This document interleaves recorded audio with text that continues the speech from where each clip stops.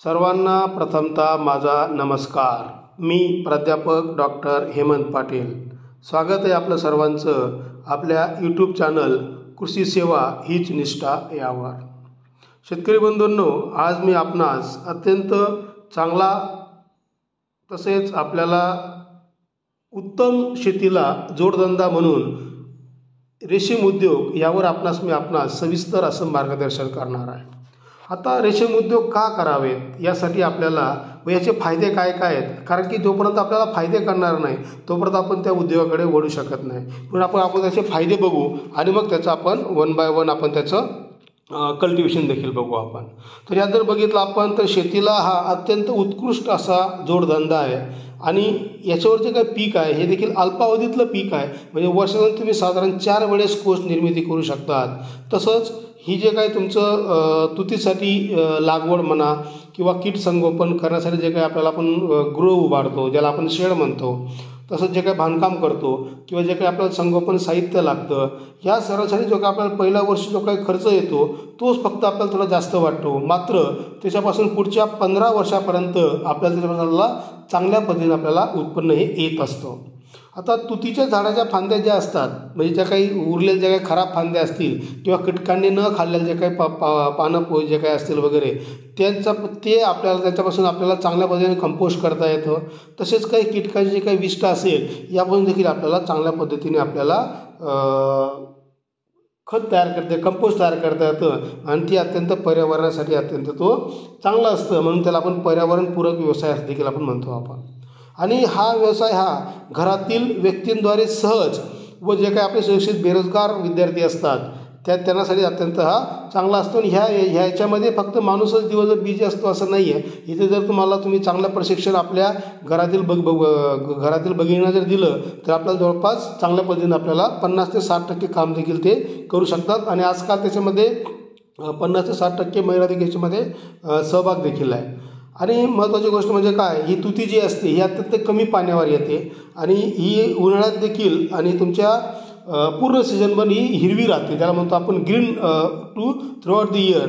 आणि त्याला पूर्ण वर्षभर याला पूर्णपणे पाला येत असतो आणि पाला हा खाद्य असतं आपल्या रेशीम किड्यांचं, म्हणून अत्यंत चांगलं आहे। तसेच रेशीम कोष खरेदीसाठी शासनाकडून आपल्याला जर बघितलं आपल्याला तर काही आधारभूत किंमत देखील मिळते, ज्याला म्हणतो आपण MSP मिनिमम सपोर्ट प्राईस। आपल्याला जर मिनिमम सपोर्ट प्राईसने विकायचं नसेल, म्हणजे साधारण जर बघितलं आपण तर 500 ते 600 रुपये किलो आपल्याला रेशीमचे कोष ज्याला म्हणतो आपण ककुन्स हे आपल्याला विक्री होतात। तसेच आणि हेच महत्त्वाचं नसून आपल्याला इतरत्र देखील विकता येतात, असं नाही की आपण शासनाकडे विकाव्यात, वेगवेगळ्या ठिकाणी देखील आपण त्या विकू शकतात।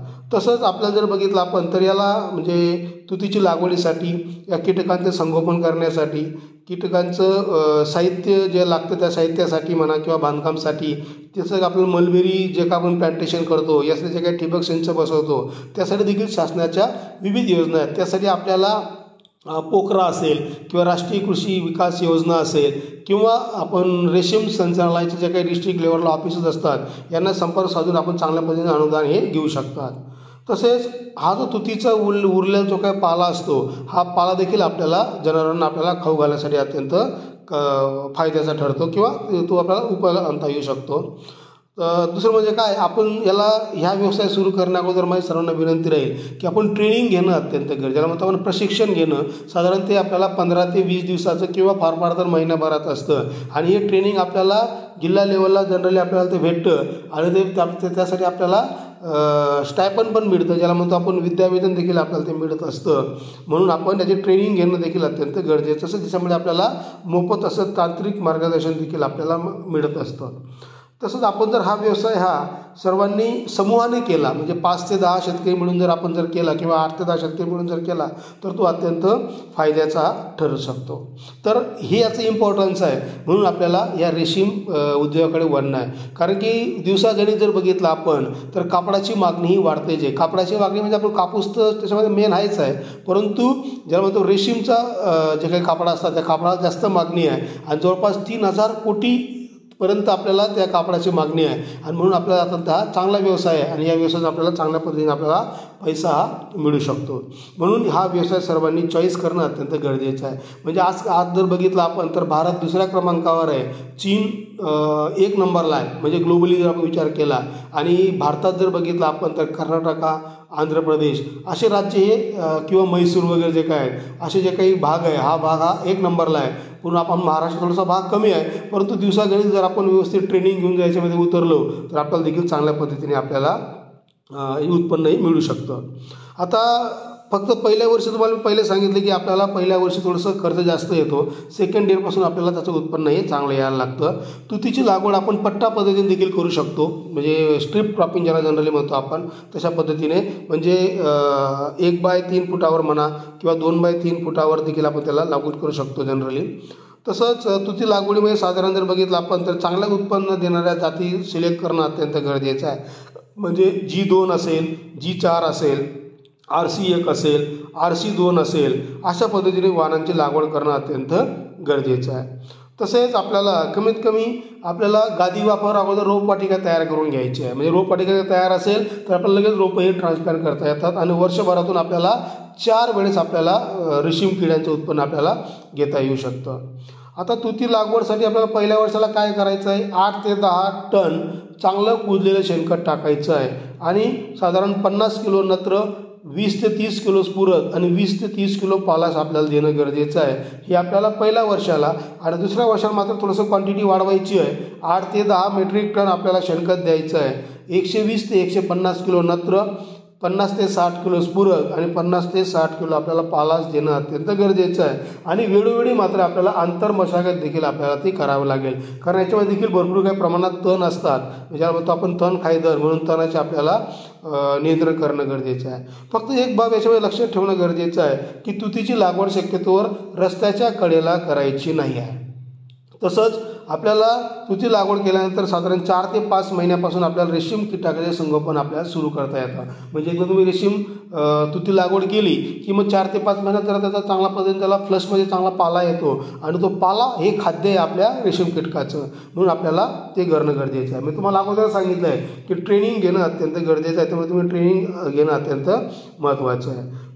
तुतीची पालाची छाटणी म्हणजे जे काही जेवढं काही इनटेक असतो त्यानुसार त्याची छाटणी करायची आहे आणि मग आपल्याला सतत याला पूर्णपणे आपल्याला द्यायचं आहे. म्हणजे साधारण जर बघितलं आपण तर 100 अंडीपुंजासाठी म्हणजे आपण जर 100 अंडीपुंज सोडले आपण पहिल्या लॉटमध्ये तर साधारण 50 किलो आपल्याला पाला हा लागत असतो.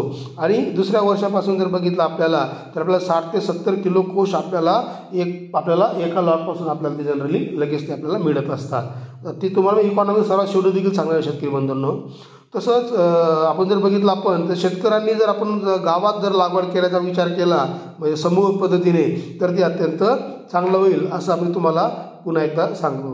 पण आता महत्त्वाची गोष्ट म्हणजे काय की जे काही तुमचं संगोपन गृह असेल, ज्या ठिकाणी तुम्ही कीटकांचं संगोपन करणार आहेत रेशीम किड्यांचं वगैरे, ते तुम्हाला निर्जंतुकीकरण ठेवणं अत्यंत गरजेचं आहे. ज्याला म्हणतो आपण स्टेरिलाइज ठेवणं अत्यंत गरजेचं आहे. मग त्यासाठी तुम्ही जर बघितलं आपण तर क्लोरीन डायऑक्साईड 2.5% किंवा 0.3% विहिरी गेलेल्या चुन्याचे द्रावण व ब्लिचिंग पावडर 5% वापरून आपण त्याचं निर्जंतुकीकरण करायचं आहे. कारण की काय असतात त्यात भरपूर काही रोगकारक जीवाणू असतात, विषाणू असतात किंवा काही बुरशी असतात, प्रोटोझोआ असतात आणि ह्यांचं आपण नायनाट करणं गरजेचं आहे. जर आपण जर नायनाट नाही केलं तर त्याचं आपल्याला इन्फेस्टेशन आपल्याला त्या किड्यांवर किंवा अंडीपुंजांवर ते होऊ शकतं, म्हणून आपण जनरली हे करणं गरजेचं आहे. आता ह्या रेशीम कीटकाचे संगोपन जर बघितलं आपण तर साधारण त्याच्यामध्ये 4 वाढीच्या अवस्था असतात. म्हणजे पहिली अवस्था असते अंडी, दुसरी असते अळी, तिसरी असते कोश आणि चौथा असतो पतंग. आपल्याला कोश अवस्थामध्येच आपल्याला त्याला पकडायचं आहे, पतंग होऊ द्यायचं नाही आहे. ते तुम्हाला मी अगोदर पुढे सांगणारच आहे. साधारण कमीत कमी बघितलं आपण तर 25 ते 30 दिवस म्हणजे 30 ते 40 दिवस किंवा 25-30 दिवस साधारण आपल्याला त्या अंडी सोडल्यापासून त्या कोशमध्ये यायला त्याला वेळ लागतो. म्हणजे प्रत्येक तो त्याच्या अवस्थेमध्ये 4 वेळेस तो कात हा टाकत असतो. आणि अंडीपुंजातून जर बघितलं आपल्याला तर आपल्याला 2 वाढीच्या अवस्था या आपल्याला त्या संगोपनात आपल्याला त्या मिळत असतात. अंडी दिल्यापासून 7व्या दिवसापासून अंड्यावर काळसर ठिपका दिसतो, ज्याला म्हणतो आपण पिन हेड स्टेज. समजलं आलं तर समजून घ्यायचं की आता आपला कीटक हा इथून बाहेर पडणार आहे. आणि तो एकदा कीटक बाहेर पडला म्हणजे त्याची हॅचिंग झाली, अंड्यातून बाहेर कीटक पडला की लगेच त्याला आपण ट्रेमध्ये टाकून द्यायचं आहे किंवा त्या पाल्याचं आपण साधारण पेंटिंग करून द्यायचं किंवा या ठिकाणी आपल्याला कीटक हे आलेले आहेत. तसंच एकूण तुती लागवड क्षेत्राच्या कमीत कमी 10% आपल्याला तुती बाग बाल्य संगोपनासाठी आपल्याला राखून ठेवणं अत्यंत गरजेचं. समजा तुमचा 1 एकर लँड असेल तर आपलं कमीत कमी 10 गुंठे लँड कमीत कमी S36 जातीची लागवड आपल्याला बाल्यांसाठी जनरली करणं अत्यंत गरजेचं आहे. तसंच जर आपण बघितलं आपण शेतकरी बंधूंनो तर महत्त्वाची गोष्ट म्हणजे काय की 100 अंडीपुंज जर आपल्याला सुरुवात आपण 100 अंडीपुंजांनी जर करायचं असेल तर साधारण त्याला किती लागतं बघा. आपण सर्वच आपण बघू आपण जनरली म्हणजे पहिल्यासाठी आपल्याला कमीत कमी 5 किलोग्राम म्हणजे तुम्हाला बोललो 4 ते 5 त्याच्या स्टेज असतात तर तुम्हाला 5 किलोग्राम पहिलीसाठी लागेल जनरली आणि दुसऱ्यासाठी आपल्याला 13 किलोग्राम पाळ लागेल. तिसरीसाठी आपल्याला साधारण 115 किलोग्राम फांद्या लागतील किंवा पाळ लागेल. चौथीसाठी साधारण आपल्याला 385 किलोग्राम फांद्या लागतील आणि पाचव्यासाठी आपल्याला साधारण 2400 किलोग्राम फांद्या आपल्याला ते लागू शकतात. त्याला म्हणतो आपण तुतीचा पाला. बरोबर आहे. तर हे आपण जर बघितलं आपण तर थोडंसं आपण अर्थशास्त्र देखील समजणं गरजेचं आहे. म्हणजे काय की प्रति एकरचं आपण अर्थशास्त्र बघू अगोदर तुती लागवडीसाठी. आता बघितलं आपण तर पहिल्या वर्षाला आपल्याला साधारण 8 ते म्हणजे आपण म्हणतोय आपण 1 एकरसाठी साधारण आपण बघितलं आपण तर 8 ते 10,000 किलो आपल्याला पाला मिळतो आपल्याला पहिल्या वर्षाला आणि दुसऱ्या वर्षाला साधारण आपल्याला 24 ते 25,000 किलोपासून आपल्याला पाला हा जनरली मिळत असतो. आणि साधारण जर विचार केला आपण निव्वळ म्हणजे होणारा खर्च जर बघितला आपण 1 एकराला 15 ते 30,000 रुपये आपल्याला साधारण खर्च येतो आणि आपला नफा जर बघितला आपण तर साधारण 75,000 ते 1,75,000 किंवा आपल्याला 2 लाखापर्यंत आपल्याला तो निव्वळ नफा आपल्याला तो येऊ शकतो. ते देखील तुम्हाला मी शेवटी तुम्हाला मी ते करून दाखवणार पाहिजे. तर आता यासाठी तुम्हाला जर शेतकरी बंधूंनो बघितलं आपण तर स्वतःचं दिमाग लावण्यापेक्षा आपल्याला जे काही आपलं रेशीम संचालनाचे जे काही जिल्हा उद्योग केंद्र असेल याला आपल्याला भेट देणं अत्यंत गरजेचं आहे. कारण यांना तुम्ही भेट दिली तर काय होईल तुम्हाला प्रॉपर ट्रेनिंग भेटेल. तसंच आपल्याला प्रॉपर जी काही माहिती लागते वगैरे ती माहिती आपल्याला यांच्याकडनं आपल्याला चांगल्या पद्धतीने आपल्याला ते मिळू शकते. आता तुती लागवड कशी करावी हे देखील अत्यंत महत्त्वाचं तंत्रज्ञान आहे. आता तुम्हाला मी पहिले सांगितलं की व्हरायटी जे काय असतात वगैरे तर तुम्ही साधारण जून ते ऑक्टोबर या महिन्यात आपण त्याची लागवड करणं अत्यंत गरजेचं आहे. यासाठी हलकी जमीन जरी असेल किंवा तुमची मध्यम आकाराची जमीन असेल काळी जिचा समूह साधारण 6.5 पर्यंत असेल अशी जमीन अत्यंत चांगली आहे ह्या मलबेरीच्या लागवडीसाठी. इथं आपण पट्टा पेरणं देखील आपण त्याची लागवड ही करू शकतो शेतकरी बंधूंनो. ते अत्यंत चांगलं होईल. तसंच जर बघितलं आपण रोपवाटिकेमध्ये तुम्हाला बोललो कमीत कमी तुम्हाला 3 ते 3.5 महिन्यात तुम्हाला रोपवाटिका तयार करायची आहे म्हणजे गादी वाफे तयार करायची आहे. आणि गादी वाफार तुम्ही जर समजा बल्ब तयार केली तर तुम्हाला लवकर प्लॅन्ट हे जनरली तयार होतात. आता पट्टा पद्धतीने जर आपण बघितलं आपण तर साधारण तुम्हाला बघितलं तर 5 फूट 2 उडीतलं अंतर आणि 3 फूट तुम्हाला कमीत कमी 2 झाडातलं अंतर ठेवायचं आहे. म्हणजे 5 बाय 3 बाय 2 म्हणजे 5 फूट 3 फूट आणि 2 फूट अशा पद्धतीने तुम्हाला लागवड करणं अत्यंत गरजेचं आहे. आणि एकरीमध्ये जर विचार जर केला आपण तर 5,000 ते 5,500 झाडं बसतात. आणि जर आपण हेक्टरी विचार जर केला तर 13,000 ते 15,000 आपल्याला झाडं बसतात. याच्यामुळे काय होतं 5 बाय 3 बाय 2मुळे आपण जर लागवड केली तर आपल्याला आंतरमशागत आपल्याला ट्रॅक्टरद्वारे म्हणा किंवा पॉवर टिलरद्वारे आपल्याला चांगल्या पद्धतीने आपल्याला करता येते. म्हणून सर्वांनी अशा पद्धतीने लागवड करणं अत्यंत गरजेचं आहे. परत पुन्हा एकदा सांगतो 5 बाय 3 बाय 2. आता ही लागवड केल्यानंतर आता याच्यावर तुम्हाला रोग अत्यंत महत्त्वाचे आहेत. म्हणजे तुती पिकावर अत्यंत रोग येतात बघा. म्हणजे तुती कोणतं बॉम्बॅक्स मोरी ज्याला म्हणतो आपण बॉम्बे सेडी कुडाल तुम्हाला घ्यायचं आहे. आणि तुम्हाला मी व्हरायटी पहिल्यांदा सांगितलं बघा G1 G4 RC1 RC2 इत्यादी. बरोबर आहे. या पुन्हा एकदा तुम्हाला मी सांगतो G1 G4 RC1 RC2 ह्या व्हरायट्या घेणं अत्यंत गरजेचं आहे. आणि जर तुम्हाला दुसरी जे व्हरायटी तुम्हाला मी अगोदर सांगितलं की आपल्या क्षेत्रामध्ये जवळ जी आपल्याकडे अवेलेबल होईल अशी देखील व्हरायटी जर आपण घेतली तर देखील ते आपल्याला चांगल्या पद्धतीने आपल्याला उत्पन्नही देऊ शकतं. आता रोग याच्यावर खूप येतात बघा. रोग म्हणजे खूप नाही परंतु बघा पहिला रोग असतो भुरी ज्याला म्हणतो आपण पावडरी मिल्डू. आता पावडरी मिल्डूमध्ये काय होतं की पानावर ठिपका येतो किंवा पानावरील भुरी पानावरील चुरडा तांबेरा मुळकूज या प्रकारचा जर प्रादुर्भाव झाला असेल तर साधारण 0.2% 22 टन बुरशीनाशकाची आपल्याला फवारणी करणं गरजेचे 10 ते 15 दिवसाच्या अंतराने. किंवा स्ट्रेप्टोमायसिन वा डायथेनियम फोर्टिफाईड या बुरशीनाशकात तुम्हाला फवारणी करणं अत्यंत गरजेचे. जेणेकरून तुमचा या रोगावर तुम्हाला हे जे काही तुमचे रोग आहेत म्हणजे बुरशीजन्य रोग हे तुम्हाला चांगल्या पद्धतीने कंट्रोल हे करता येतात. त्यानंतर तुतीवरील काही कीड पण असतात बघा शेतकरी बंधूंनो.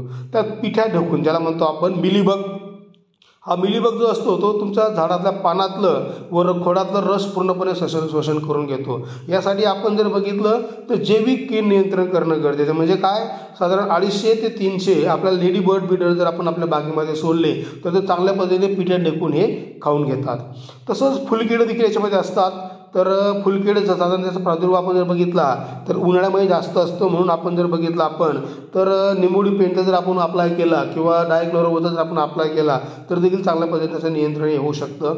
तसेच लष्करी किडी ज्याला म्हणतो आपण आर्मीवर्म, ही देखील अशी कीड आहे की ती पूर्ण पान खाऊन टाकते. फक्त झाडावर फक्त आपल्याला जाडीसारखं शिल्लक राहतं, बरोबर. आणि म्हणून आपण त्याला काय करतो, आपण यासाठी नियंत्रणासाठी आपल्याला 0.7% DDVP किंवा 5% नीममार्क जरी आपण फवारणी केलं तरी आपल्याला चांगल्या पद्धतीने आपल्याला नियंत्रण हे मिळू शकतं. आता आपल्याला जे काही तुमचं आपण जे बांधकाम केलं आहे, आपण जे काही गृह बांधकाम केलं असेल, रेशीम कीटक संगोपन गृह, हे आपल्याला तुम्हाला अगोदर सांगितलं की तुम्हाला ते स्टेरिलाइज करून घेणं गरजेचं आहे. आणि ते स्टेरिलाइज करून साधारण त्याची जी काही बांधकाम असेल ते पूर्वेला दरवाजा पाहिजे आणि पश्चिमेला त्याच्या खिडक्या या पाहिजे शेतकरी बंधूंनो. म्हणजे पूर्व पश्चिम, म्हणजे जेवढ्या त्याला खिडके चांगले असतील तेवढं व्हेंटिलेशन हे अत्यंत चांगलं असेल. आणि तुम्ही जर 2% फॉर्मॅलिन पावडर किंवा ब्लिचिंग पावडर जर मारून दिलं तर तुमचं अत्यंत चांगल्या पद्धतीने जे काय तुमचं हे असेल निर्जंतुकीकरण, स्टरलायझेशन, हे तुमचं चांगल्या पद्धतीने होऊ शकतं.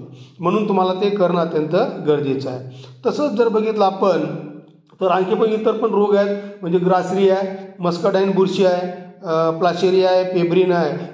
ह्यासाठी जर बघितलं आपण तर चांगल्या पद्धतीने तुम्ही कीटकनाशक किंवा बुरशीनाशक घेऊन तुम्ही ते फवारणी करू शकता, जेणेकरून कंट्रोल होईल. फक्त जेवढं शक्य होईल तेवढं आपल्याला काय करायचं आहे, कमीत कमी रासायनिक कीटकनाशकाचा उपयोग करायचा आहे. कारण की ते पानं जे असतात ते पानं पुन्हा आपल्या रेशीम किडे खाणारे असतात. म्हणून शक्यतो जैविक कीटक नियंत्रण करण्याचा आपण प्रयत्न करायचा आहे. माझा बायोपेस्टिसाईडवर अत्यंत एक चांगला व्हिडिओ आहे, तो देखील आपण तो बघू शकतात, जेणेकरून आपल्याला जैविक नियंत्रण आपल्याला करणं मलबेरीमध्ये अत्यंत सोपं जाऊ शकतं शेतकरी बंधूंना. तसेच आपल्यासाठी जर बघितलं आपण तर तिसरी महत्त्वाची गोष्ट म्हणजे काय की एकदा तुम्ही समजा रेशीम उद्योग सुरू केला तर रेशीम उद्योग सुरू करण्याच्या चालना देण्यासाठी तुम्हाला रेशीम संचालनालय असेल, तुम्हाला पहिले सांगितलं मी पोखरा असेल किंवा राष्ट्रीय कृषी विकास योजना असतील, कृषी विज्ञान केंद्र असतील, डिपार्टमेंट ऑफ ॲग्रिकल्चर असेल किंवा भरपूर काही अशा डिपार्टमेंट आहेत, यांचे तुम्हाला भरपूर काही चांगलं मार्गदर्शन मिळेल. फक्त तुम्हाला काय करायचं आहे, त्यांच्याकडनं मार्गदर्शन घेण्यासाठी तुम्हाला वेळोवेळी तुम्हाला त्यांच्याकडे जाणं अत्यंत गरजेचं आहे. किंवा आजकाल जे काही तुमची रेशीम संचालनालय त्याच्या देखील वेबसाईटवर जर तुम्ही गेले तर देखील तुम्हाला चांगल्या पद्धतीने आणखी माहिती मिळू शकते. किंवा वेगवेगळ्या पद्धतीने तुम्ही यूट्यूबवर देखील भरपूर काही सक्सेस फार्मर्स आहेत आपल्या रेशीम उद्योगावर आधारित, ते देखील तुम्ही त्याचा फायदा घेऊ शकतात. म्हणजे तुम्हाला चांगल्या पद्धतीने त्याचा उद्योग हा प्रसार करता येतो. आता यासाठी जर बघितलं आपण तर जे काही तुमचं पोखरा असेल किंवा रेशीम संचालनालय असेल किंवा आर्किव्या असेल, हे जे काही निवड करतं, जे आपण ज्याला म्हणतो आपण अनुदान कोणाला देतं, तर पहिली गोष्ट म्हणजे काय की त्या शेतकऱ्याकडे जमीन असावी, म्हणजे मध्यम ते भारी जमीन असावी. तसंच तुती लागवडीसाठी त्याच्याकडे इरिगेशनची सोय असावी, म्हणजे त्याच्याकडे सिंचनाची सोय असावी. आणि कुटुंबामध्ये किमान एक व्यक्ती तरी त्या तुती लागवडीसाठी आणि संगोपनासाठी उपलब्ध असेल, हे आपल्याला त्यांना सिद्ध करून द्यावं लागेल, जेणेकरून तुम्हाला लगेच त्याचं अनुदान हे मिळू शकतं. यात जर बघितलं आपण तर नानाजी देशमुख कृषी संजीवनी प्रकल्प अंतर्गत रेशीम उद्योग या घटकाअंतर्गत जर बघितलं आपण तर जनरल कॅटेगरीसाठी म्हणजे सामान्य कॅटेगरीसाठी जवळपास 75% अनुदान भेटतं. आणि अनुसूचित जाती जमाती ज्याला म्हणतो आपण ST आणि SC कॅटेगरी याच्या जवळपास 90% अर्थसहाय्य आपल्याला मिळत असतं. मग त्यात जर बघितलं आपण तर प्रति एकरी जर बघितलं आपण तर रोपे तयार करण्यासाठी साधारण आपल्याला 1.5 लाखपर्यंत आपल्याला त्याचं युनिट कॉस्टपर्यंत आपल्याला हे भेटतं, आपल्याला अनुदान मिळत असतं. तसंच आपल्याला दुसरं म्हणजे आपण विकास कार्यक्रम जो काही घेतो आपण तसं आपल्याला 50,000पर्यंत आपल्याला त्याचं अनुदान हे मिळतं. तसंच दर्जेदार आणि चांगले जर तुम्हाला पोस्ट निर्माण करून देत असाल तर तुम्हाला जवळपास 75,000पर्यंत तुम्हाला अनुदान मिळतं प्रति व्यक्ती किंवा प्रति लाभार्थी.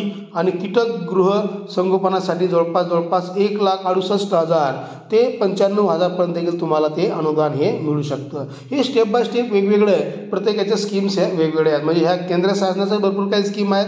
तसेच आपल्याला integrated scheme for development of sericulture industries, त्याला आपण SDC असं म्हणतो आपण, हे त्याच्यामध्ये देखील तुम्हाला चांगल्या पद्धतीने तुम्हाला अनुदान हे मिळू शकतं. फक्त आपल्याला व्यवस्थित त्यांच्या अंतर्गत जायचं किंवा कृषी विज्ञान केंद्र तुमच्या जवळपास जर असेल तुमच्या एरियामध्ये, तर तुम्हाला त्यांना तुम्ही हे केलं, त्यांना जर भेट दिली तर ते तुम्हाला चांगल्या पद्धतीने त्याच्यावर माहितीही देऊ शकतात तुम्हाला अनुदानासाठी.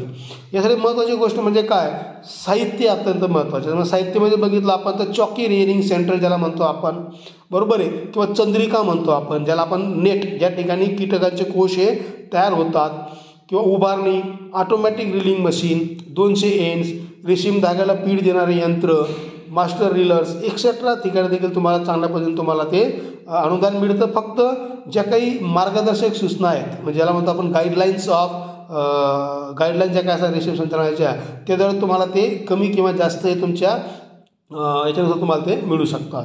हे लाभार्थ्यांना जर तुम्हाला लाभ घ्यायचा असेल तर तुम्हाला ती वेबसाईट पण सांगतो, https://dbtmahapokra.government.in या संकेतस्थळावर आपल्याला ऑनलाईन नोंदणी करायची आहे. आणि एकदा ऑनलाईन नोंदणी झाली की आपले सर्व जे काही तुमचे कागदपत्रे असतील, डॉक्युमेंट असतील, हे आपल्याला अपलोड करणं गरजेचं आहे.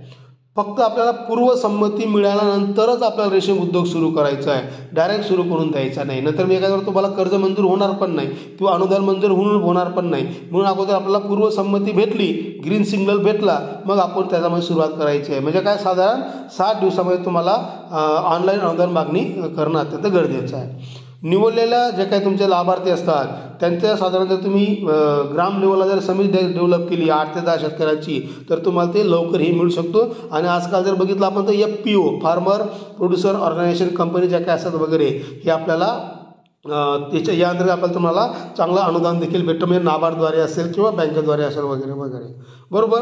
तसेच तुम्हाला अनुदान मिळण्यासाठी ऑनलाईन मागणी करणं गरजेचं आहे. आणि जे काही तुमचे बिल्स वगैरे जे काय असतील, जे तुम्ही खरेदी करणार वगैरे आहे, या बिलचे तुम्हाला सर्व प्रती, ओरिजिनल प्रती तुम्हाला देणं गरजेचं आहे. आणि स्वयंसाक्षीकृत करून तुम्हाला ऑनलाईन अपलोड त्या वेबसाईटवर करणं अत्यंत गरजेचं आहे. आणि हा व्यवसाय, त्यांची एकच क्रायटेरिया आहे की तुम्ही किमान हा व्यवसाय 3 वर्ष करणं अत्यंत गरजेचं आहे, बरोबर. म्हणजे नाना देशमुख कृषी संजीवनी प्रकल्प म्हणा किंवा ग्राम कृषी संजीवनी समिती ज्याला जनरली म्हणतो आपण विलेज लेवलला, हे देखील करणं गरजेचं आहे. आता हे एकदा झालं की तुमचं ज्याला म्हणतो आपण उभारणी, संच वगैरे, हे तुम्ही एकदा तुम्हाला टेक्निकल मार्गदर्शन जर भेटलं, त्यानंतर मग तुम्ही तुमचं याच्याकडे वळायचं आहे. आता बघा, तुम्हाला थोडंसं काही टेक्निकल गोष्टी सांगतो, अत्यंत सोपं आहे.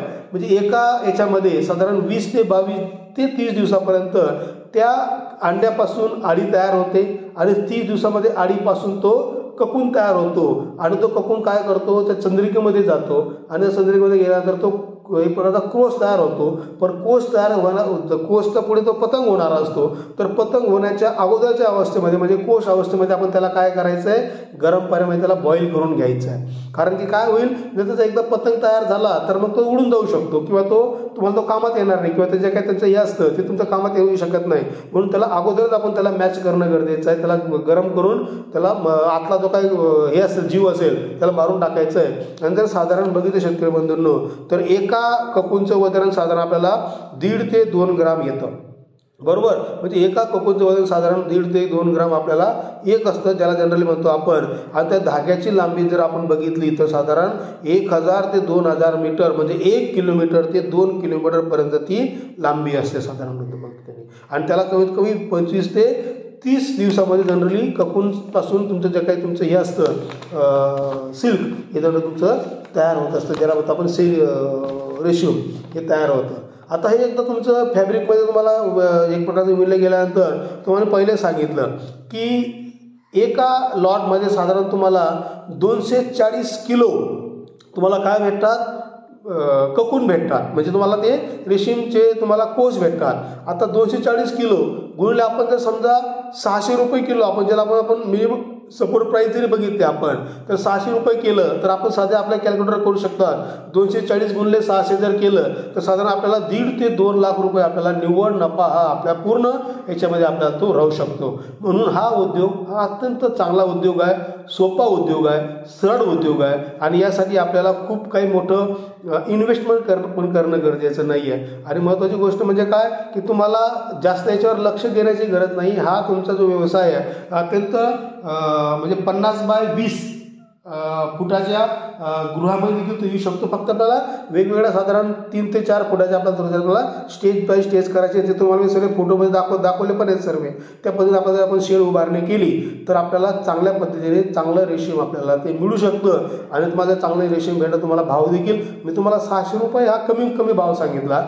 आता प्रत्येक ठिकाणी मार्केट हे वेगवेगळे आहे, पण जर तुम्ही एकटं लावणी केली तर तुम्हाला मार्केटला घेऊन जायला अवघड राहील. म्हणून जर तुम्ही समूहाने जर लागवड करायचं म्हटलं, आपण या पूर्ण रेशीम उद्योगाचं करायचं म्हटलं तर तुम्हाला चांगल्या पद्धतीचा तुम्हाला प्रॉफिट येऊ शकतो. म्हणून सर्वांनी रेशीम उद्योग करावा आणि हा जर तुम्ही रेशीम उद्योग केला तर नक्कीच तुमचं राहणीमान, नक्कीच तुमचं जे काही आर्थिक जीवन उंचावमान आहे हे सर्व तुमचं उंचवणार आणि आपण आपल्या भारताच्या प्रगतीसाठी आपण हातभार हा लावणार आहे. शेतकरी बंधूंनो, ही जे काही आपण माहिती जनरली आपण घेतली किंवा आपण मी काही सांगितली, यासाठी आपण वसंतराव नाईक मराठवाडा कृषी विद्यापीठ, तसंच आपण महात्मा फुले कृषी विद्यापीठ, तसंच वेगवेगळे जे काही रेशीम कोष संचालनालय जिथून आपण ती माहिती घेतली आहे आणि ही तुम्हाला आपण सर्व माहिती अपडेट देण्याचा आपण प्रयत्न केलेला आहे. जर आपल्याला ही माहिती खरंच महत्त्वाची वाटत असेल किंवा अत्यंत आवडली असेल तर कृपा करून चॅनलला सबस्क्राईब करा, लाईक करा, शेअर करा. धन्यवाद. आपण व्हिडिओ पूर्ण बघितल्याबद्दल थँक्स व्हेरी मच. जय जवान, जय किसान, जय विज्ञान.